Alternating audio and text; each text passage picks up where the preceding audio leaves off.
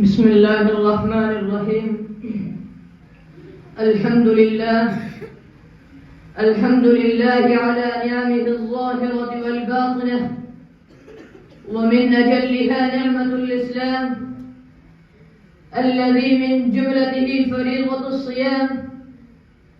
وأشهد أن محمدًا عبده ورسوله أتقى من صلى وصام، وصلى الله عليه وعلى آله وأصحابه البررة الكرام، وسلم تسليمًا كثيرًا.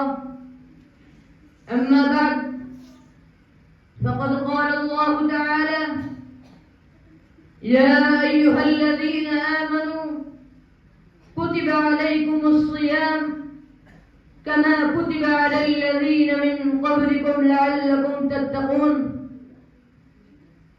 أيها الإخوة المسلمون والزملاء المكرمون، إن صوم رمضان لله عبادة فاضلة، وهو أحد أركان الإسلام الخمسة، شرعه الله لعباده رحمة وإحسانا، وفرض عليهم هذا الشهر، وهدم عليهم أداءه بوجه تستيقظ به التقوى في قلوبهم، وتنقمع ثورة الشهوة في نفوسهم، ويدركون معه فوائد الصوم الروحية والأدبية والاجتماعية والصحية. ولهذا قال تعالى في تعقيب الآية: لعلكم تتقون.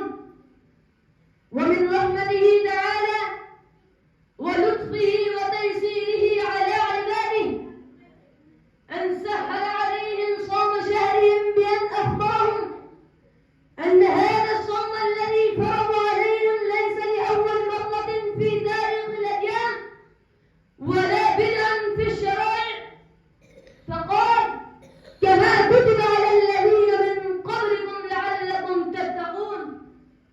فالإنسان إذا عرف أنه إنما كلف بشيء سبق وتقدم وفرض على الأمم السابقة، هان عليه الأمر وتشجع عليه، بل واجتهد ليكون أحسن في الأداء من غيره.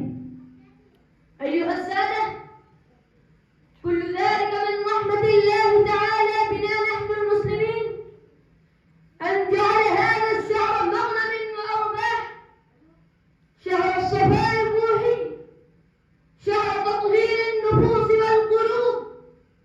فعلينا أن نغتنمه بالعبادة وكثرة الصلاة وقراءة القرآن والذكر بالتسبيح والتكبير والاستغفار والعفو عن الناس والإحسان، ونزيل العداوة والبغضاء بيننا والشهلات، ونتحلى بالتقوى، ونمنع جوارحنا من محارم الله.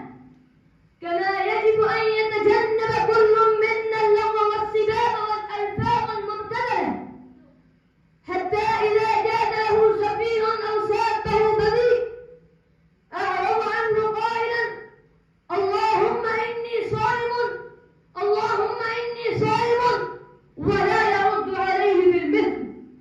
كما علينا أيها السادة أن نتقي الله ونرغب إلى ربنا، ونصوم شهرنا ونقومه بنية خالصة لله عز وجل، ونقوم أنفسنا على الطمأنينة بالصلوات الخمس في التراويح، ونعرف قدر هذا الشهر الكريم وقيمته. والسلام عليكم ورحمة الله.